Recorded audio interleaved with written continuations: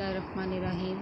तालिबात मीर तकी मीर की गज़ल नंबर 5 आज हम पढ़ेंगे। शेर नंबर पहला देखिए। रंज खींचे थे दाग खाए थे, दिल ने सदमे बहुत उठाए थे। रंज खींचना यानी तकलीफ़ बर्दाश्त करना, दाग खाना यानी ज़ख़म लगना, सदमे दुख।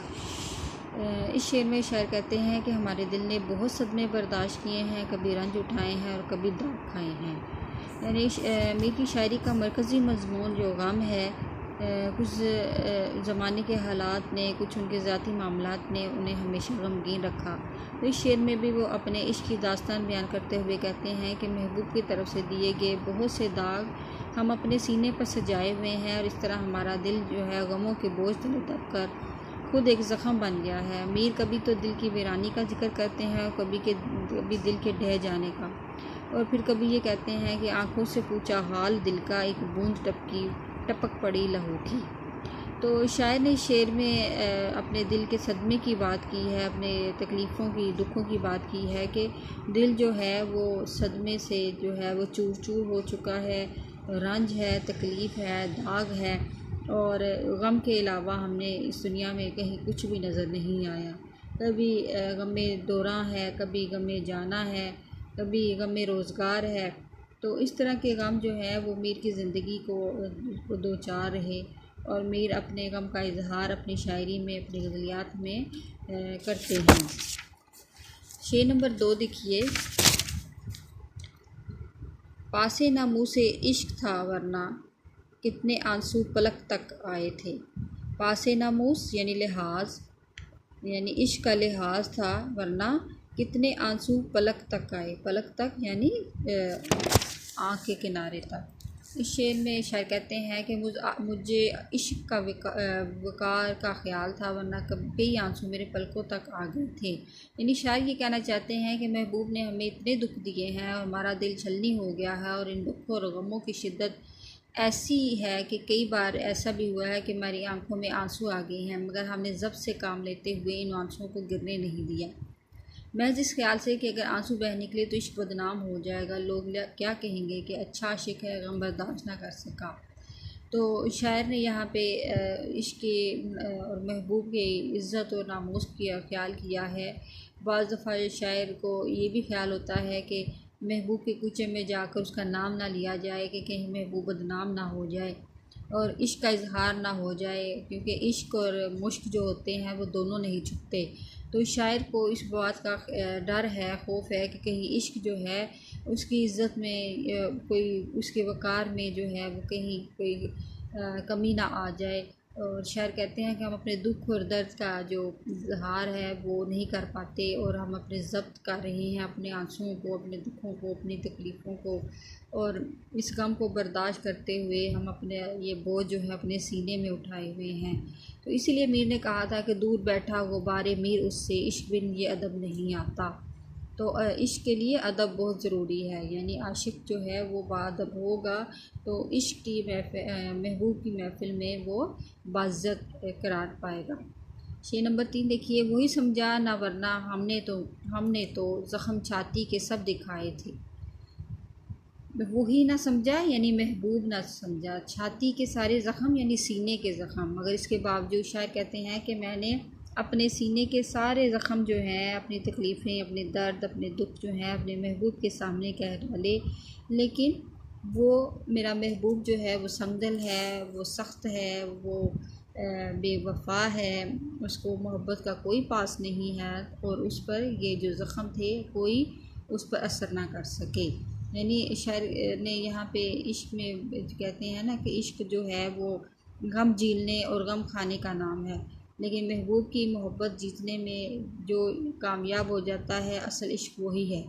तो शायर कहते हैं कि मैं महबूब के सामने तो बहुत सारे मैंने अपने गम, दुख, दर्द, अपने सीने का हाल, अपने दिल का हाल उनको दिखाया, और सीने के वो ज़ख़म भी दिखाए जो उसी के अता करता थे, मगर अफसोस कि उसने ये जानने की कोशिश नहीं की कि ये ज़ख़म कैसे हैं, क्यों कर लगे हैं। तो इसीलिए कहते हैं कि या रब वो न समझे हैं, न समझेंगे मेरी बात, दिल और दे और दिल उनको जो ना दे मुझको ज़ुबां और। तो शायर ने इसलिए कहा है कि महबूब जो है वो मेरी बात समझने के लिए तैयार ही नहीं है, मैंने बहुत सारे जो ज़ख़म थे, मैंने तकलीफ़ें, दुख दर्द उसको बयान की, लेकिन उस पर कुछ असर ना हुआ। शेर नंबर 4 देखिए, अब जहाँ आफ़ताब में हम हैं, कल यहाँ सुरू गुल के साए थे। आफ़ताब सूरज, शायर कहते हैं कि अब जहाँ हम धूप में खड़े हैं, यहाँ कल सुरू गुल के साए थे।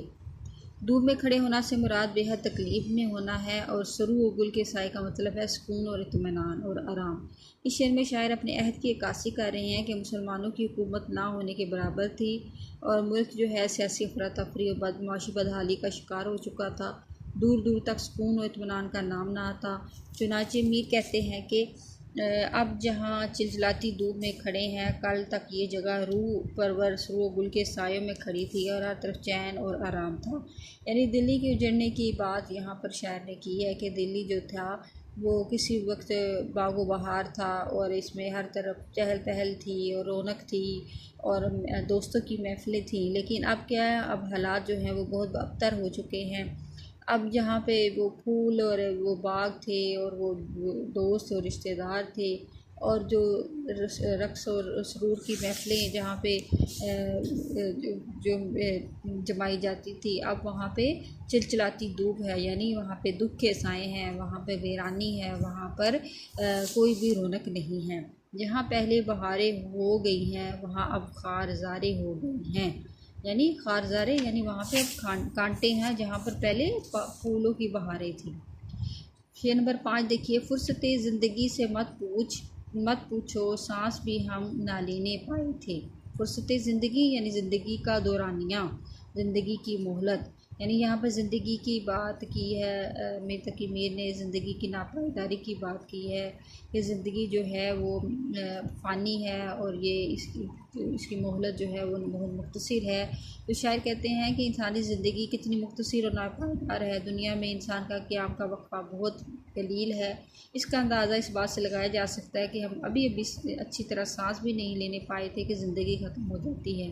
मीर ने अपने कलाम में ज़िंदगी की नापायदारी का जिक्र कई बार किया है, और मीर ने ज़िंदगी को एक बुलबुले की तरह कहा है कि मोहलत हमें बसाने शरर कम बहुत है यहाँ, आ जाएं हम नज़र जो कोई दम बहुत है यहाँ।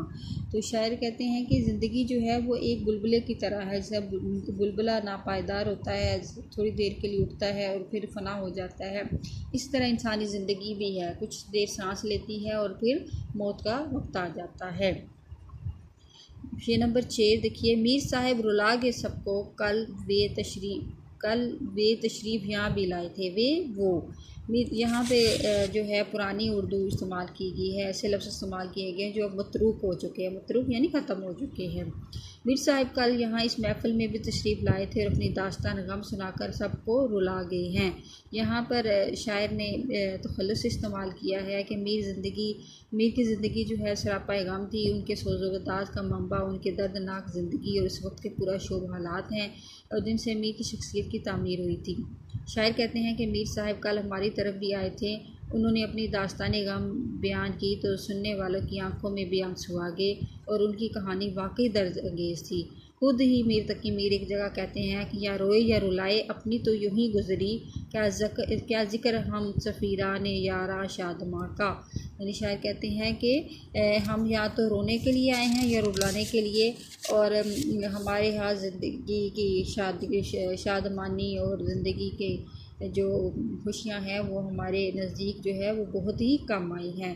तो मीर ने यहाँ पे अपने आप को मुखातिब करके यही कहा है कि हम इस दुनिया में सिर्फ़ रोने के लिए आए हैं, हम सिर्फ दुख हासिल करने के लिए आए हैं, खुशी का नामो निशान नहीं है, और हर तरफ मायूसी है, उदासी है, तन्हाई है, कभी कोई गम दो चार है, कभी कोई दुख दो चार है। तो मीर ने अपनी इस गज़ल में अपने दुख का इजहार किया है, अपने गम का इजहार किया है। तो तालिबात आज के लिए इतना ही काफ़ी है। अल्लाह हाफ़िज़।